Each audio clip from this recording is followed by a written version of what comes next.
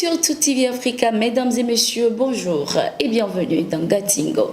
Sous la houlette du président de la transition malienne, le colonel Assimi Goïta, Bamako accueille la 26e conférence annuelle du groupe régional de l'Union internationale des magistrats du 21 au 23 février 2023. Cette conférence, une première sur le sol malien, a pour thème de la promotion du droit de l'homme en période de crise. Ouvrant les travaux, le colonel Assimi Goïta a exprimé sa satisfaction d'accueillir cette conférence qui, selon lui, offre l'occasion aux spécialistes des questions de droits de l'homme de mener la réflexion sur les préoccupations liées à la thématique et de partager les pistes de solutions identifiées.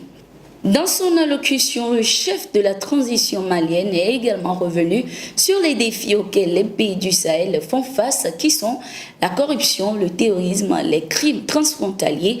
Assimi Goïta a également regretté les complices de ces phénomènes, mais affirme que son pays demeure résilient. Il se relève progressivement grâce à la résilience de l'ensemble de ses fils, a-t-il fait savoir aux magistrats avant de les assurer du respect et la promotion des droits humains ainsi que la bonne gouvernance au Mali. Les magistrats venus des 85 pays membres de l'Union internationale des magistrats prennent part à ce rendez-vous judiciaire de haut niveau. Durant 3 jours, ces magistrats discuteront des sujets relatifs aux droits de l'homme, aux lois d'amnistie et à la problématique de la lutte contre la criminalité transnationale organisée en Afrique, entre autres. Le président gabonais Ali Bongo Ondimba s'est entretenu avec son homologue nigérian Mohamed Bazoum le 21 février 2023 à Libreville. Au menu des discussions, les deux personnalités ont abordé des sujets d'intérêt commun d'ordre diplomatique, culturel et économique et se sont réjouis de leur parfaite convergence de vues sur la gestion des questions climatiques et sécuritaires, notamment en matière de lutte contre le terrorisme dans leur espace communautaire respectif, à savoir la CEEAC et la CEDEAO. Le président Bazoum a adressé à Ali Bongo ses sincères condoléances suite au décès survenu le 20 janvier 2023 du ministre des Affaires étrangères, Feu Michael Moussa Adamo. Pour sa part, Ali Bongo a remercié son hôte pour la visite qu'il a effectuée dans la capitale gabonaise, gage de l'excellence des relations d'amitié et de coopération qui unissent les deux pays. Plus de 15 000 ressortissants nigériens vivent au Gabon, selon le dernier recensement du pays.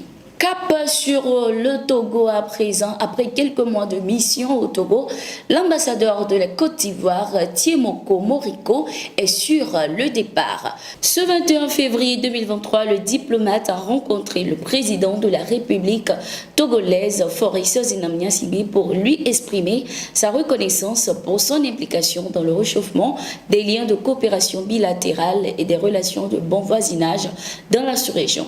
Nous sommes en fin de mission. Il est bien séant dans la tradition diplomatique de venir faire les adieux au président de la République et lui dire infiniment merci pour tout son soutien et son appui multiforme et surtout pour le rôle que le président Faure Gnassingbé a joué dans la libération des soldats ivoiriens qui étaient détenus au Mali, pays frère, a affirmé l'ambassadeur.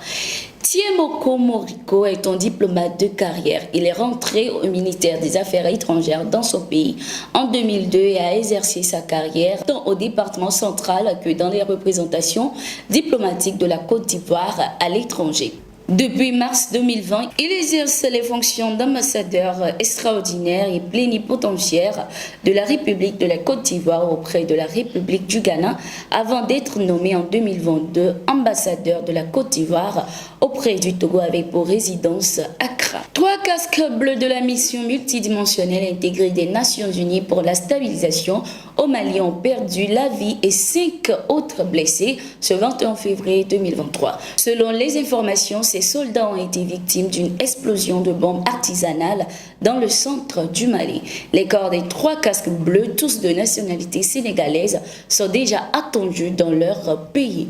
Les blessés ont été évacués à l'hôpital où ils ont reçu la visite du général Tchèque Wadé, chef d'état-major général des armées sénégalaises. Les mines et bombes artisanales font partie des armes de prédilection des terroristes qui visent les symboles de l'État et les présences étrangères. Ces attaques font des dizaines de morts chaque année, majoritairement des soldats, mais aussi des civils au Mali. Nous avons un présent au Sénégal. On le confondait à un terroriste, mais après les fouilles, un jeune homme malien appréhendé au Sénégal entre les villages de Diabougou et Tankoto par les membres de la brigade de la gendarmerie de Sabodala a été blanchi. Selon CNE News, l'homme a été interpellé alors qu'il avait à sa possession 230 tiges d'explosifs et 60 détonateurs électriques. Il a avoué payer ses explosifs au village de Soreto à la frontière malienne. Toujours selon la même source, l'homme n'était pas un terroriste comme le pensaient certains, mais un orpailleur. Il voulait utiliser ses explosifs dans les mines de Sabodala à la recherche d'or. Les explosifs sont souvent utilisés dans les carrières pour faciliter la recherche d'or, mais souvent les orpailleurs le font clandestinement. Le Sénégal et le Mali partagent une frontière longue de 419 km. Merci d'être resté avec nous. C'est la fin de ce numéro de Gatingo. Nous sommes en continu sur nos différentes plateformes et sur notre site d'information le www.toafrica.com.